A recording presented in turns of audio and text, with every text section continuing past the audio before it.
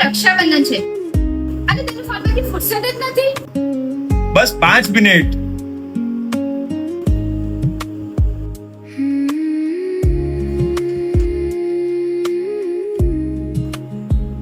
Mummy ચા પૂરી થઈ ગઈ.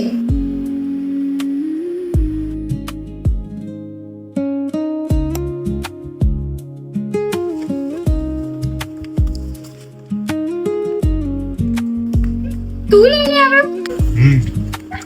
રક્ષાબંધનનો ગિફ્ટ તો પછી, પણ આપણા ઘરની સવાર ચા વગર તો અધૂરી લાગે ને.